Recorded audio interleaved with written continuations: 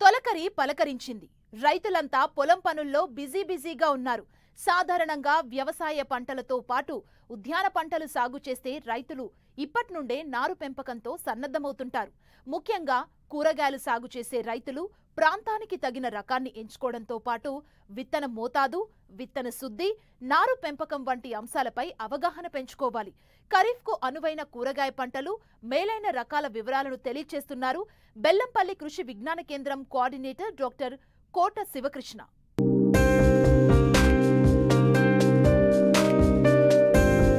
ప్రపంచంలో చైనా తర్వాత భారతదేశం కూరగాయల ఉత్పత్తిలో రెండో స్థానంలో ఉన్నప్పటికీ ఉత్పాదకతలో వెనకబడి ఉన్నాం.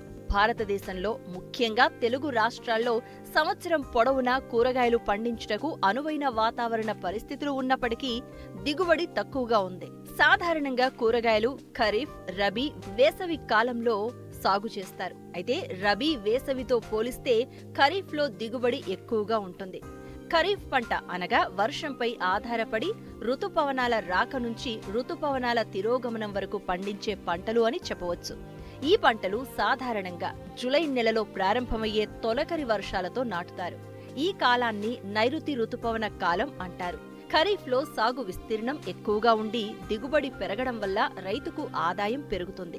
కావున ఖరీఫ్ కూరగాయల సాగులో రైతు కొన్ని ప్రత్యేక యాజమాన్య పద్ధతులు పాటించినట్లయితే పంట నష్టం నుంచి బయటపడడంతో పాటు వినియోగదారులకు సరసమైన ధరకు కూరగాయలను అందించే అవకాశం ఉంటుందని తెలియజేస్తున్నారు మంచిర్యాల జిల్లా బెల్లంపల్లి కృషి విజ్ఞాన కేంద్రం కోఆర్డినేటర్ డాక్టర్ కోట శివకృష్ణ. వర్షాకాలంలో మనం కూరగాయల సాగుకి వెళ్ళినప్పుడు ముఖ్యంగా టమాటా కానీ, వంగ కానీ, వంకాయలు, లేకపోతే బీర, సోర అంటే పందిరి కింద మనం ఎక్కువగా తీగజాతి కూరగాయలు సోర, బీర, కాకర, అలాగే బెండకాయలు, దాంతోపాటుగా మనము మిర్చి, ఇలా పలు రకాల కూరగాయలు సాగు చేసుకోవచ్చు. మనము ముఖ్యంగా టమాటాకు వచ్చినట్లయితే టమాటా మనకు అతి శీతోష్ణం కానీ ఎక్కువ వాతావరణం ఉన్న వేడిని తట్టుకోకుండా ఉంటుంది. కాబట్టి 18 డిగ్రీల నుంచి 35 డిగ్రీల మధ్య ఉన్న వాతావరణంలో మనకు టమాటా ఎక్కువగా వచ్చే అవకాశం ఉంటుంది. దాంతోపాటుగా తీగ కూడా జాగా పెరుగుతుంది, మనకు ఎక్కువగా దిగుబడి వచ్చే ఆస్కారం ఉంటుంది. ఇలా లేనప్పుడు మనకు పందిర్ల కింద కూడా మనం టమాటాను సాగు చేసుకోవడం ద్వారా దిగుబడి వచ్చే అవకాశం ఎక్కువగా ఉంది. దాంతోపాటుగా మనము వర్షాధారంలో అనువైన టమాటా చూసుకున్నట్లయితే అర్క మేఘాల, లేకపోతే పూసా ఎర్లీ డ్వార్ఫ్, లేకపోతే అర్కా అబేద్, అర్కా సామ్రేట్, ఇలాంటి పలు రకాల మనము టమాటా రకాలను చూసుకోవచ్చు. ఇవి వర్షాకాలంకి వేసుకోవడానికి అనుకూలంగా ఉంటుంది.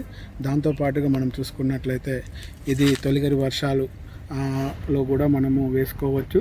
మనకు సుమారు 10 నుంచి 12 టన్నుల దిగుబడి ఎకరాకి వచ్చే ఆస్కారం ఉన్నది. ఇంకోటి ఏంటంటే ఇది మనకు 60 రోజులలో మనకు కోతకు వచ్చే అవకాశం ఉంది. మనం చూసుకున్నట్లయితే మిగతా వాటితో చూసుకున్నట్లయితే అర్కా వికాస్ కానివ్వండి, ఇలాంటివి ఇంకా తొందరగా మనకు కోతకు వచ్చే అవకాశం ఉన్నది. మనకు సూటి రకాలు, సంకర రకాలు 2 రకాలుగా మనము టమాటా వేసుకోవచ్చు. సూటి రకాలకైతే 200 గ్రాముల విత్తనం సరిపోతుంది. అలాగే సంకర రకాలకైతే 70 నుంచి 80 గ్రాముల విత్తనము మనకు ఎకరానికి సరిపోతుంది. మనము ఏదైతే ఎకరం భూమిలో వేసే నారుమడిని అంటే సుమారు 10 నారుమడులు సరిపోతుంది.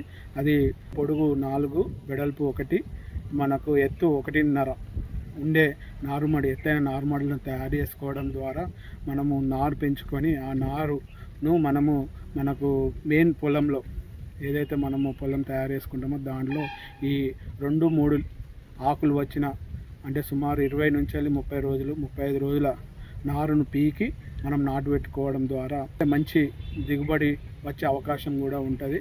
ఇంకోటి ఏంటంటే ఇక్కడ ఇప్పుడు వేసే ముందు కానివ్వండి, ఇవన్నీ కూడా మనకు వేరు వ్యవస్థ బలంగా ఉండడానికి మనకు ఒక వారం రోజుల ముందు నుంచెల్లే నీరు ఇవ్వకూడదు ఏదైతే నార్మడికి. దాని ద్వారా ఏమవుతుంది అంటే మనకు వేరు వ్యవస్థ కొద్దిగా బలంగా తయారవుతుంది.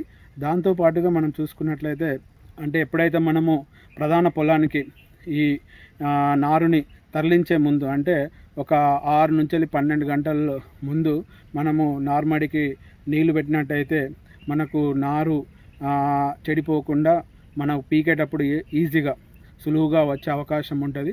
మనం నాటే ముందు ఒక ద్రవణం మన కీటక నాశిని ద్రావణంలో ఇమిడాక్లోప్రిడ్ కానివ్వండి, క్లోరోపైరిపాస్ ఇలాంటి ద్రవణాలలో మనం ముంచి కొద్దిసేపు ముంచి దాన్ని తీసుకుపోయి మనము నాటు పెట్టుకోవడం ద్వారా మనకు నేల ద్వారా సంక్రమించే వాటి కూడా చాలా వరకు తగ్గించుకున్న వాళ్ళము అవుతాము. ముఖ్యంగా 60x45 అంటే సాలుకు సాలుకు మధ్య 60 ఉండాలి, 45 ఏమో మొక్కకు మొక్కకు మధ్య మనము కంపల్సరీగా ఈ వర్షాకాలంలో స్పేసింగ్ మెయింటైన్ చేయడం అనేది చాలా ముఖ్యము.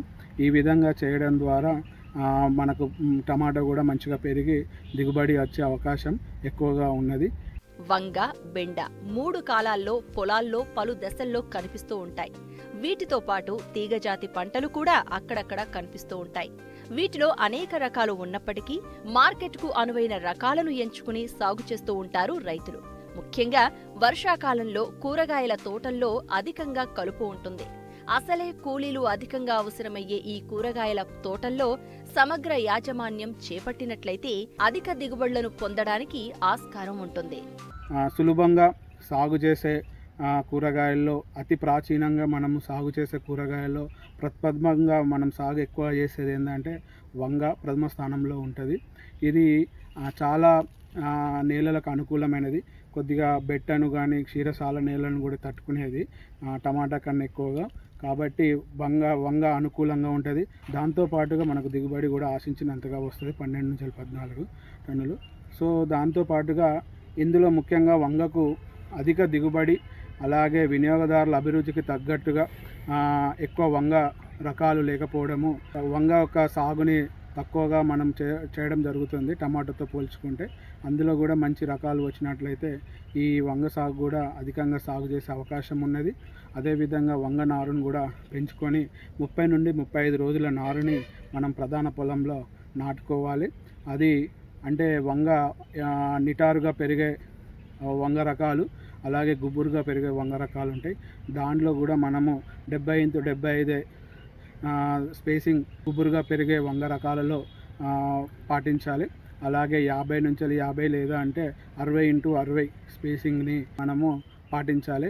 ఇలా పాటించడం ద్వారా మనకు ఆశించిన దిగుబడి వచ్చే అవకాశం ఉంటుంది. ముఖ్యంగా ఈ కూరగాయ పంటలలో వేసిన పిదప కలుపు రాకుండా పెండి మిథాలిన్ ముఖ్యంగా 1.2 లీటర్లు బరువైన నేలలకు 1 లీటరు అంటే 200 లీటర్లకు కలుపుకొని మనం పిచికారీ చేయడం ద్వారా 48 గంటల్లోపు మనకు కలుపు ఎక్కువగా రాకుండా నివారించుకోవచ్చు. దాంతోపాటుగా మనం చూసుకున్నట్లయితే బెండ కూడా మనకు 60 సెంటీమీటర్లు, ముఖ్యంగా 4 నుంచి 6 కేజీల విత్తనం ఒక ఎకరానికి సరిపోతుంది. ముఖ్యంగా 60x30 అంటే ఒక బోధ 60 ఉండాలి. విత్తనానికి మధ్య 30 సెంటీమీటర్లతో పాటుగా 1 లేదా 2 సెంటీమీటర్ల దూరంలో మనము లోతులో ఈ బెండ విత్తనాలు నాటుకున్నట్లయితే మనకు ఆశించిన దిగుబడి వచ్చే అవకాశం ఉంటుంది. దాంతోపాటుగా మనము చూసుకున్నట్లయితే వాణిజ్య పంటల్లో ఎక్కువగా పత్తి తర్వాత ఎక్కువగా సాగు చేసేది మిర్చి కూడా ఈ మాసం చివరిలో మిర్చిని కూడా నార్మడి పెంచుకొని మిర్చి సాగు చేసుకోవాలి. దాంట్లో నార్మడి కూడా ఒక సుమారు 650 గ్రాముల మిర్చి విత్తనాలు పడతాయి. ఒక సెంట్ నార్మడికి మనకు 650 గ్రాముల విత్తనాలు పడతాయి. దాంట్లో కూడా పిప్రోనిల్ గుళికలు వేసుకోవడం ద్వారా రసం పీల్చే పురుగులను మనం నార్మల్ని నివారించుకున్న వాళ్ళం అవుతాము. దాని తర్వాత ఈ మిర్చిని ఒక 3-4 ఆకుల లేకపోతే 2 నుంచి 3 ఆకులు వేసిన మిర్చి నారుని తీసుకుపోయి మన ప్రధాన పొలంలో నాటుకోవడము చాలా ముఖ్యము. అయితే ఇక్కడ మనము ప్రతి ఒక్క కూరగాయ పంట సాగు చేసేటప్పుడు ప్రధాన పొలాన్ని ముఖ్యంగా సుమారు 8 టన్నుల మన ఫామ్ యార్డ్ మాన్యూర్ అంటే పశువుల ఎరువును వేయడం చాలా ముఖ్యము.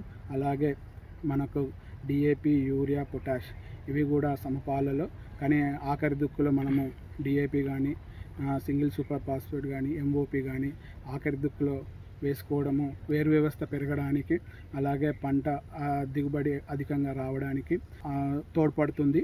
దాంతోపాటుగా యూరియాని మనం ఏదైతే మోతాదు అనుకుంటామో ఈ కూరగాయలకు దాన్ని 3 సమపాలలో విభజించి మొదటి దఫా 30 రోజులకు, రెండో దఫా 60 రోజులకు, మళ్ళీ మిగతా దఫా ఆఖరి దశలో వేసుకోవడం ద్వారా మనకు ఆశించిన దిగుబడి వచ్చే ఆస్కారం ఉంటుంది. దాంతోపాటుగా సూటి రకాలతో పాటుగా మనకు సంకరజాతి రకాలు కూడా అందుబాటులో ఉన్నాయి వివిధ కంపెనీలు. వాటిని ఎన్నుకొని మనం సాగు చేయడం ద్వారా అధిక దిగుబడి వచ్చే అవకాశం ఉన్నది. దాంతో పాటుగా మనము పందిరి కూరగాయలు చూసుకున్నట్లయితే బీర, సోర, కాకర వీటిని కూడా పందిర్ల కింద సాగు చేసుకోవచ్చు, తీగజాతి కూరగాయలు.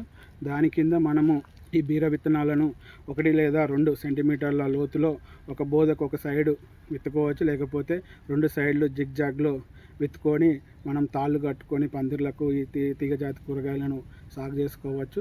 1 నుంచి 75 సెంటీమీటర్ల దూరంలో మనము ఈ విత్తనం విత్తుకోవడము, అలాగే లోతు 1 నుంచి 2 సెంటీమీటర్ల లోతులో విత్తుకోవడం ద్వారా మనకు ఆశించినంతగా దిగుబడి వచ్చే అవకాశం ఉంటుంది.